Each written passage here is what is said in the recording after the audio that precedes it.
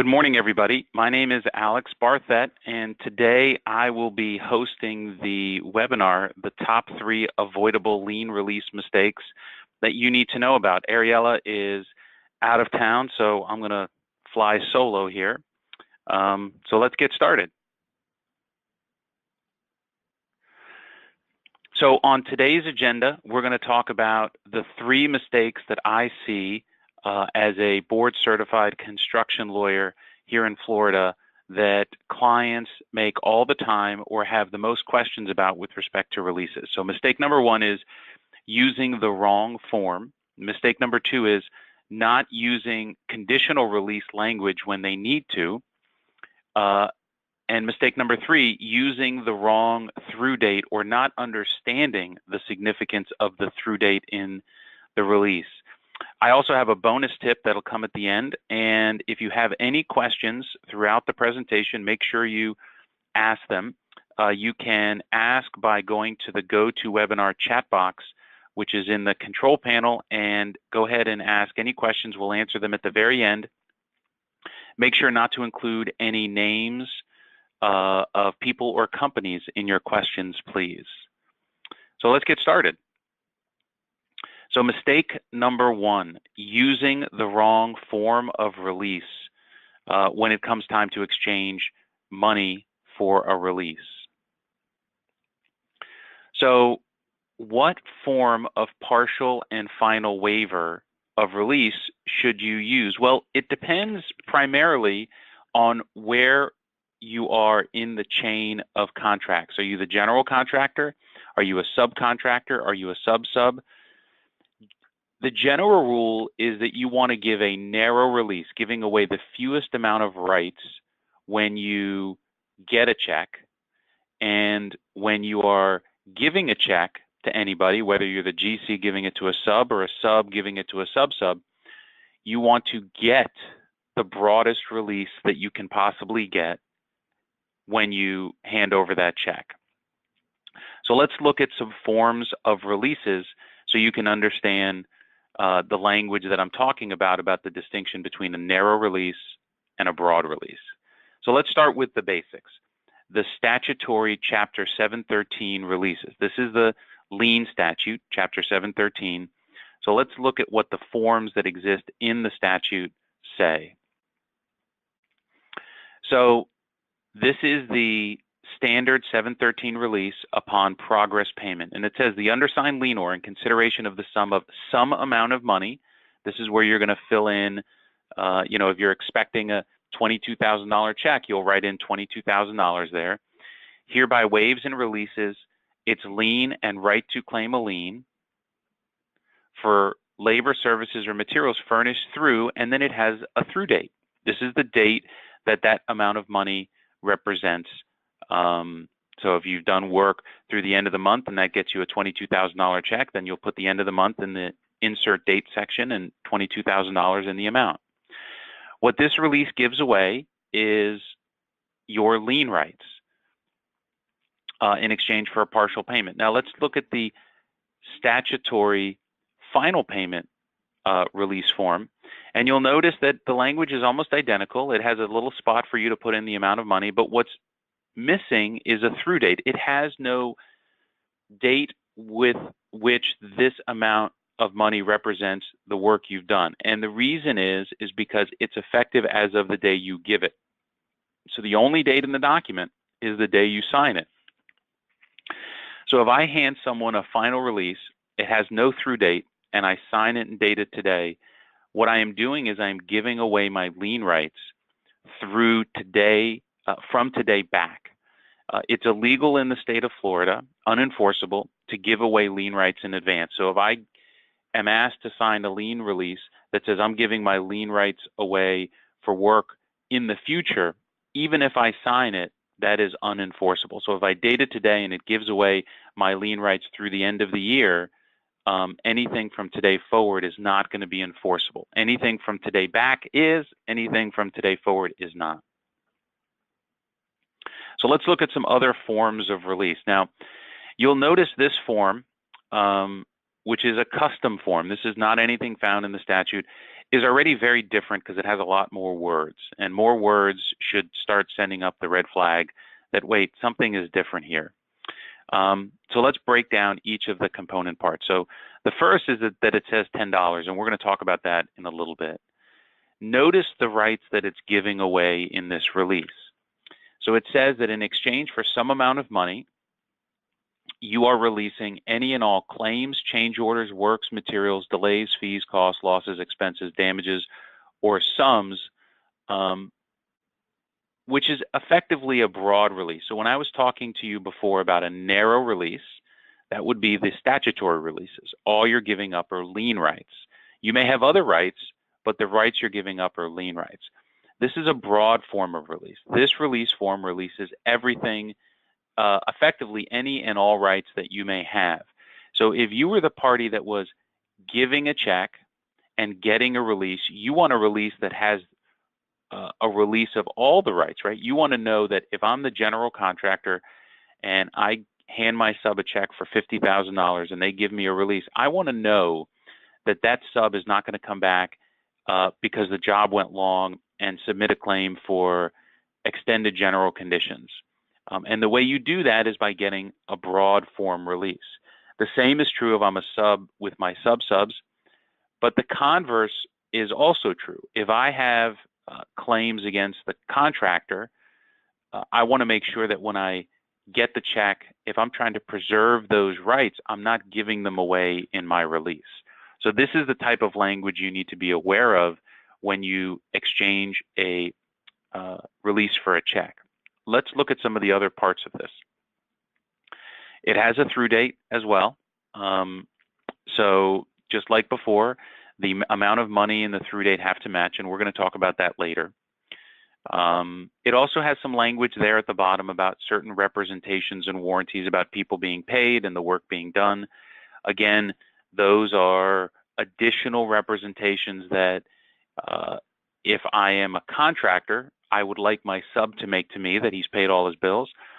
But the same is true in reverse, right? So if I am signing this release and I haven't paid all my bills, then I have to be careful about representing that I have when the release has language like this.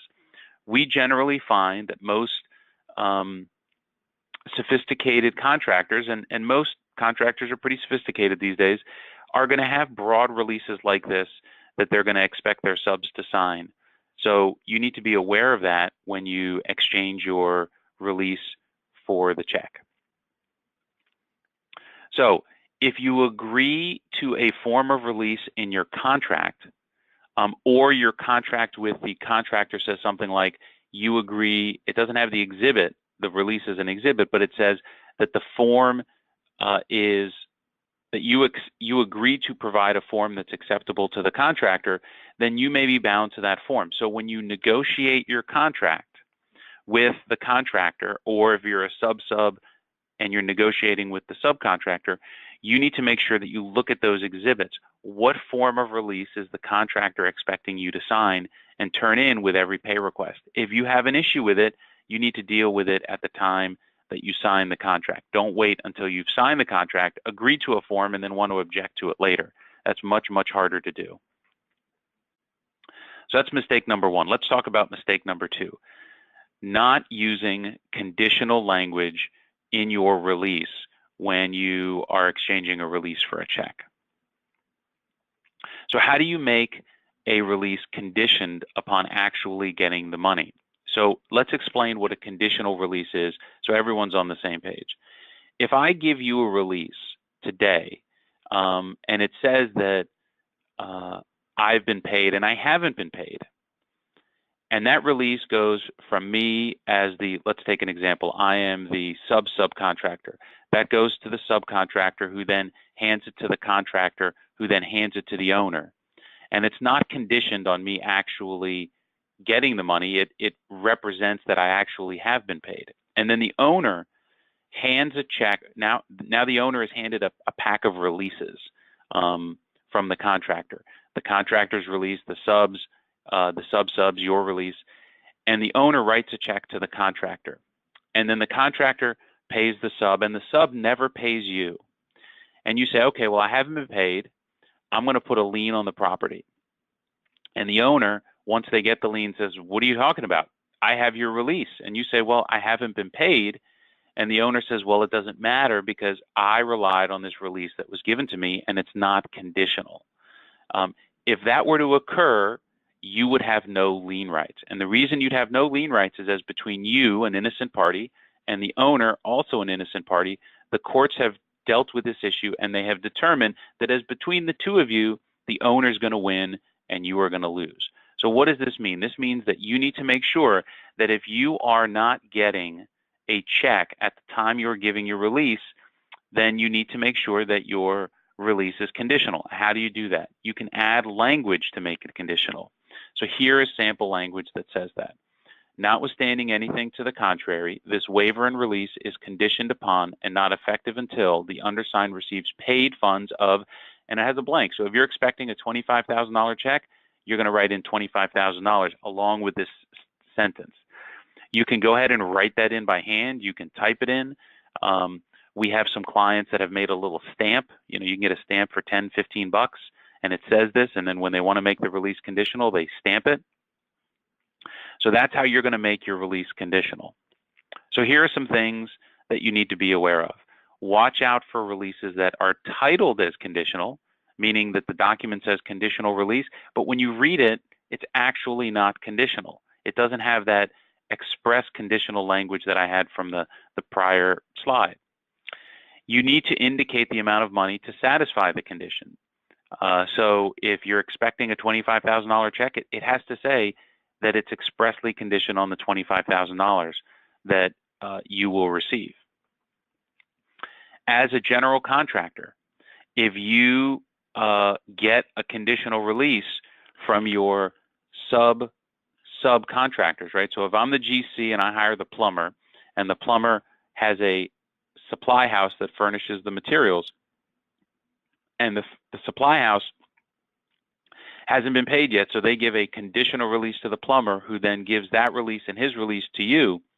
If I'm the GC and I give a condition and I get a conditional release from someone that I'm not actually paying, then you have to be careful, because if you pay the plumber and the plumber doesn't pay the supply house, this release that I received as the GC from the supply house that's conditional is now no good because they never got the money. So to the extent that you are the GC handing out checks, getting releases, you need to deal with that by either telling the sub, nope, I need that supply house to provide an unconditional release, or you need to issue a joint check. So if you get a conditional release, then you don't pay the plumber directly. You pay the supply house with a joint check. So a joint check is a check payable to two parties. So it'll say ABC Plumbing Inc. and it'll say the word and, not a slash, and you're not going to just stack the names. It has to say and XYZ Plumbing Supply House. And then one party will endorse it, the other party will endorse it and pick it up. Now you know that the condition of the conditional release has been satisfied. So if you have any doubt that someone's going to satisfy the condition on a conditional release, then you need to issue a joint check. So that's mistake number 2. Mistake number 3, using the wrong through date. Let's talk about the through date and why it's important. What through date should you use, and what if the through date and the payment don't match? So you need to remember that the through date is the effective date of the release. Now, every release is a little different, and it may have the through date written in different places and in slightly different ways. The through date, assuming it's a true through date, is the date that the release is effective up to. So I may sign a release today for work that I did through the end of January. So the through date would be the last day in January. The most important thing you need to remember is that the through date will control over the payment amount. So let me give you an example.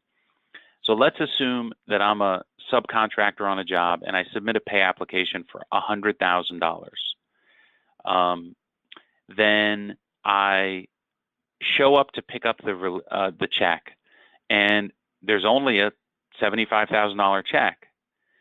And I say, wait a second, I'm supposed to get $100,000. So I say, well, it doesn't matter because I submitted my pay app for $100,000. I'll go ahead and sign this release through the end of January. And I just know that it's more money that's owed to me. Here's the problem. If you pick up a check, especially a check that's a reduced amount, and your release is for that payment has a through date later than the date then you're actually been paid, then you have a problem. You need to make sure that the through date and the payment match. So for example, in my example, if you're expecting $100,000 and it gets you to the end of the month, but they're only paying you $75,000, then you need to change the through date to whatever matches the $75,000. Maybe that's the 13th of the month, maybe it's the 28th of the month. It depends on the situation and that month and the work you did and the materials you supplied. What you have to make sure of is that they match. Whatever the amount of money is that you're getting has to be representative of the through date in the document. And if they don't, then you have to change them to match. Okay, so let's talk about a bonus tip. Why does the release say $10? This is a question I get all the time.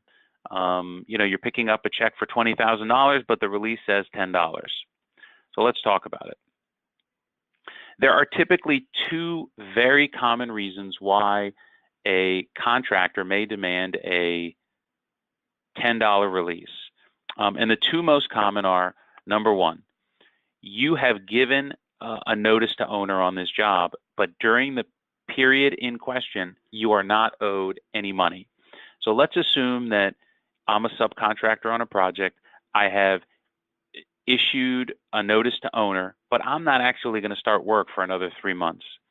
So the end of the first month comes and the GC says, I need a $10 release. And you're thinking, well, I haven't done any work. They are doing it correctly. The law requires that once you issue that notice to owner, then the contractor and the owner need to get a release from everyone that issued a notice to owner, whether or not they did any work that period. And if you haven't done any work that period, it is common that the amount of money recited in the release is going to say $10. So that's the first very common and legitimate reason. The second is that the contractor may have hard bid a job. So the contractor says to the owner, I'll do this job for $1 million. But now the contractor doesn't want the owner to know exactly the amount of money that the contractor is paying to all the subs and suppliers.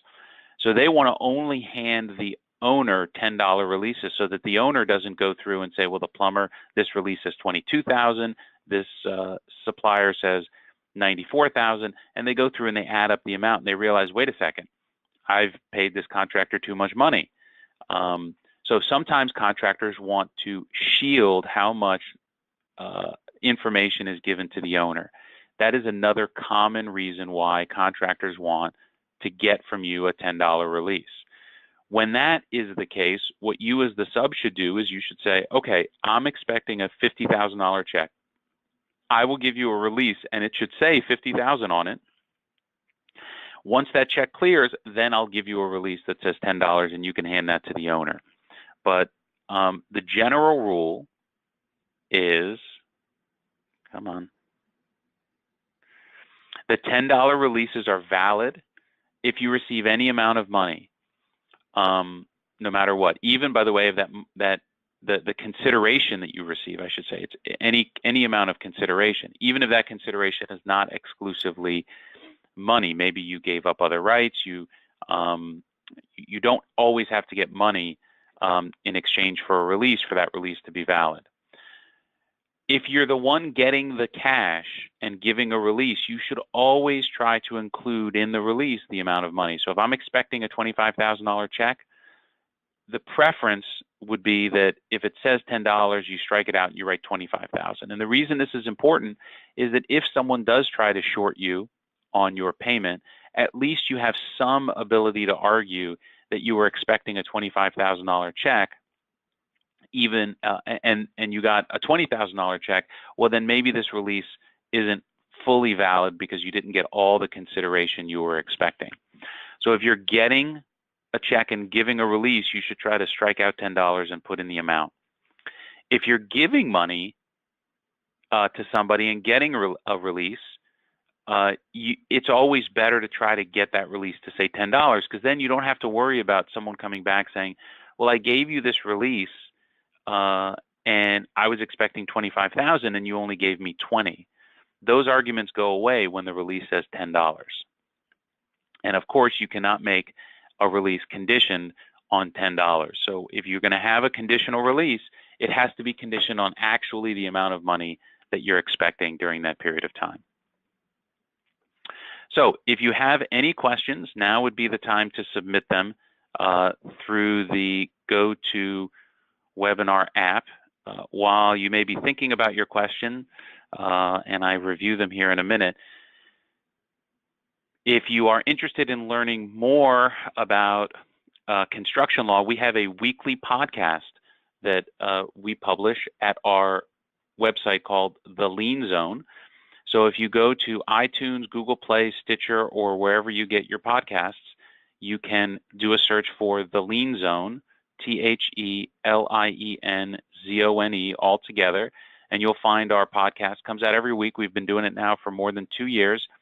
Very short podcast, generally between 3 and 10 minutes long. Occasionally we'll have a longer one, and we typically deal with a topic about releases, liens, bonds, collections, contracts, to help you better navigate the issues you are dealing with, to see if you to better improve your processes.